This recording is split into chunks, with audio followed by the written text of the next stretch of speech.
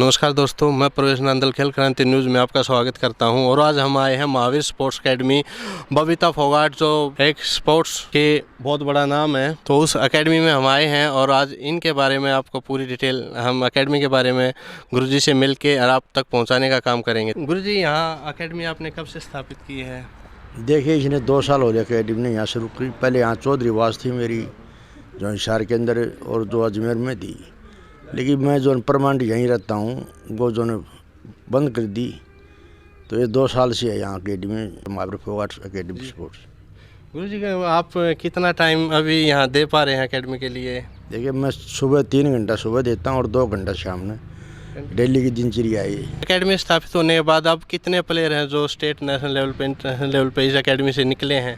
जो 3 तो जो नेशनल में जो एक लड़की तो बाहर भी, जो मेरी जो खिलाड़ी थी वो एक तो बाहर जो टूर लग गया वो कैडेट में, और 3 लड़कियां जो वो नेशनल गोल्ड मेडल ले रही हैं, एक लड़का नेशनल गोल्ड मेडल ले रहा है। जी जी। सुबह कितने बजे से स्टार्ट कर देते हैं? सुबह जो 5 बजे से 8 बजे तक और शाम में 3 से 5:30 बजे तक। 3 से 5:30 रहेगा। कोरोना की वजह से ओलंपिक जो आगे पोस्टपोन्ड हुआ गुरुजी, उसके बारे में आप क्या कहना चाहेंगे?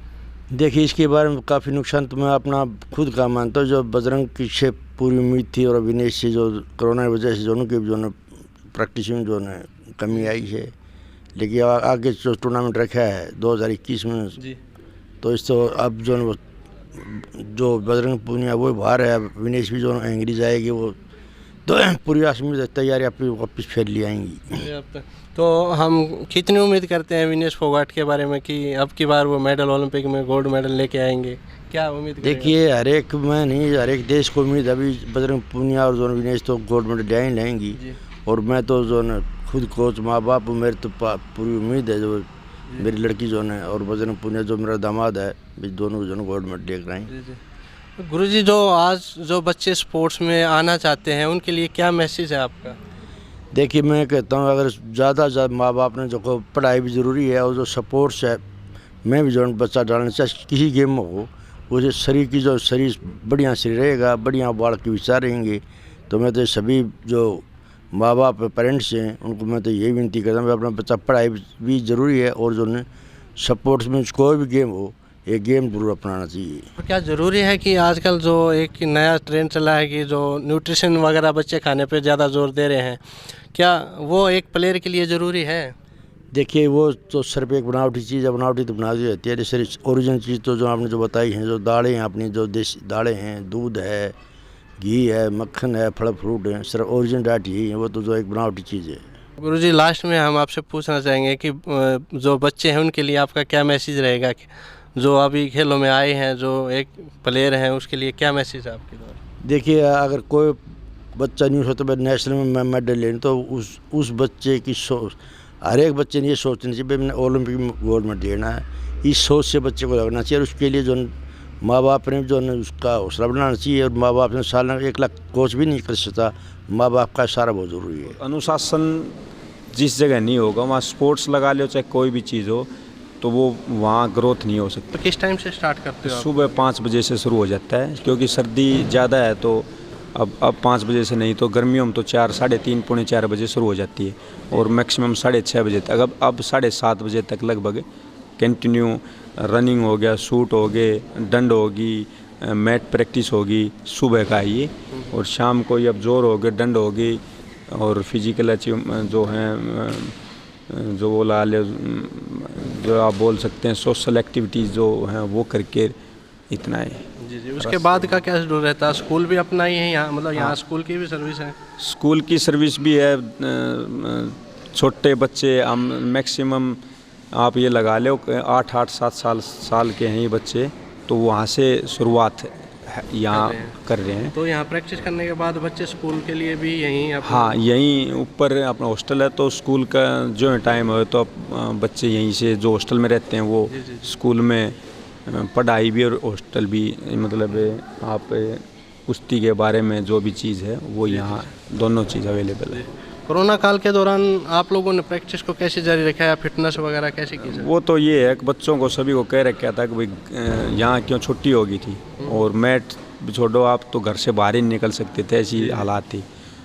तो वो सब बच्चों के हिदायत दे रहे कि माँ बाप को कह रहे कि तो भी इनको करवाते रहना है, कोई भी चीज़ ये ना हो कि मिस होगी, और मिस हो तो यदि 6 महीने मिस हो गए तो हम 1 साल पीछे चले गए। तो वो बच्चे उन्होंने घर पर माँ बाप ने भी सहयोग किया है, तो ये आज उसी तरह से कंटिन्यू जब ये वापस आए तो ये कुछ चीज़ें पीछे थे लेकिन इतने नहीं थे कि हम वापस उस जगह से लाने में टाइम लगे।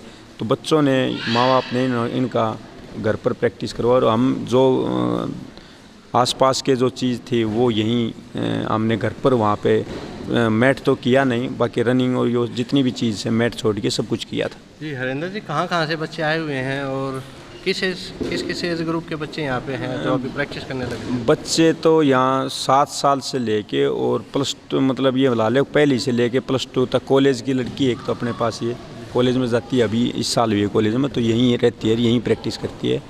यूपी से भी हैं, पंजाब से भी हैं, हिमाचल से भी हैं, मध्य प्रदेश से भी हैं, तो दूर दूर से बच्चे आए हैं। और अच्छा, अब एक चीज़ बताइए, आजकल जो बच्चे नशे में गए हुए हैं या नशे की तरफ जो भाग रहे हैं, एक स्पोर्ट्स एक ऐसा जरिया जो उस चीज़ से बच्चे को बड़ी दूर रखता है और एक डिसिप्लिन होता है बच्चे में, तो क्या उन बच्चों को क्या मैसेज देना चाहो? ये है जी, जो अपना एक हरियाणा में कहावत है, खेल लोगे कूदोगे होगे खराब। पहले ये कहावत थी, खेल लोगे कूदोगे होगे खराब, पढ़ोगे लिखोगे बनोगे नवाब। अब ये बदल गई और खेल लोगे कूदोगे बनोगे नवाब, और पढ़ोगे लिखोगे तो हो गई सरकार इस सिस्टम से ख़राब। क्योंकि नौकरी सिस्टम है, ये है, नाम है, शोहरत है, आप जितनी पढ़ाई में शिद्दत से करते हो तो एक स्पोर्ट्स भी ऐसा माध्यम है, ये नहीं है रेसलिंग, कोई भी गेम हो, हर माँ बाप को अपने बच्चों को स्पोर्ट्स में ज़रूर से ज़रूर, माना मेडल ना आए वो आगे की चीज़ है, लेकिन एक सेहत और देश निर्माण, राष्ट्र निर्माण में स्वस्थ होना बहुत बड़ी बात है। जी संयोगता जी, आप बताइए कि एक रूम में कितने बच्चों के लिए जगह होती है, कितने बच्चे? एक रूम में एक बेड तो मेरा ही है, जैसे अदरवाइज 5 बच्चे ही होते हैं एक रूम में। एक रूम में 5 बच्चे ही होते हैं हॉस्टल में। और इसमें खाने की डाइट का क्या रहता है मैम? खाने की डाइट सबसे पहले इनको अंकुरित अनाज दिया जाता है। सुबह अंकुरित अनाज से इनके लिए शुरुआत होती है। किस टाइम पे होता है मैम? अंकुरित अनाज जैसे ये एक्सरसाइज कंप्लीट करते हैं जस्ट उसके बाद मिलता है इनका। जी। उसके बाद फिर इनको 8:30 बजे, क्योंकि इनको स्कूल भी ज्वाइन करना होता है, तो 8:30 बजे इनका ब्रेकफास्ट होता है। ब्रेकफास्ट के बाद जो बच्चे स्कूल ज्वाइन कर रखे वो स्कूल में जाते हैं, और जिनका स्कूल नहीं है वो अपना ऊपर आ जाते हैं। जस्ट उसके बाद हम यहाँ आते हैं। आने के बाद अगर खाने की बात की जाए तो फिर इनको लंच मिलता है। लंच में 11 बजे इनको लंच के लिए जाना होता है। उसमें इनका दाल होती है, चावल होते हैं, रोटी होती हैं और सलाद होती है। उसके साथ इनको दही या फिर जो कुछ भी दही में लस्सी या जो कुछ खाने को मिलता है वो मिलता है। उसके बाद इनको फ्रूट्स भी मिलते हैं उसी टाइम पे। फिर बच्चे जिनको क्लास में जाना होता है वो वापस क्लास चले जाते हैं, और जिनको ऊपर आना है तो वो ऊपर आ जाते हैं। और अगर शाम की बात करते हैं तो इनको अंकुरित अनाज दोबारा दिया जाता है जब ये एक्सरसाइज करने के बाद वापस लौटते हैं। और साथ में इनको दूध और केला दिया जाता है शेक बनाने के लिए। वो बच्चे या तो खुद बनाते हैं, जो बड़े बच्चे हैं और जो छोटे बच्चे हैं उनके लिए वो बड़े वाले भी हेल्प कर देते हैं, मैं भी हेल्प कर देती हूँ। ओके, फिर अगर खाने का रात के खाने की बात करते हैं तो रात में खाना इनका, एक तो जो हमारी मौसमी सब्जी होती है वो मिलती है, दूसरी इनको दाल दी जाती है क्योंकि दाल में प्रोटीन बहुत ज़्यादा होता है। नॉन वेज भी अवेलेबल है, नॉन वेज भी दिया जाता है। वो इनका देखा जाता है सिर्फ मंडे और सैटरडे को छोड़ के इनको नॉन वेज अवेलेबल कराया जाता है। और उसके बाद इनको दूध दिया जाता है। ये है इनका डाइट का सिस्टम। और ब्रेकफास्ट में आप क्या क्या दे रहे हो? हाँ, ब्रेकफास्ट में इनको अंडे मिलते हैं, दलिया मिलता है, दूध मिलता है। दूध तो रेगुलर ही मिलता है।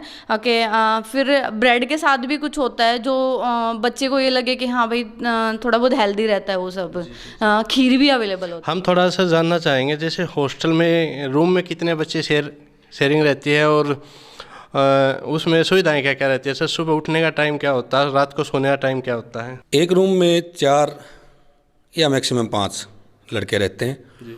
उनके रखने के लिए सामान या ज़रूरी चीज़ें हैं, बादाम वगैरह, घी वगैरह या अदर कोई चीज़ें जो उनकी प्राइवेट हैं, पर्सनल हैं, उनको लॉकर प्रोवाइड किए गए हैं।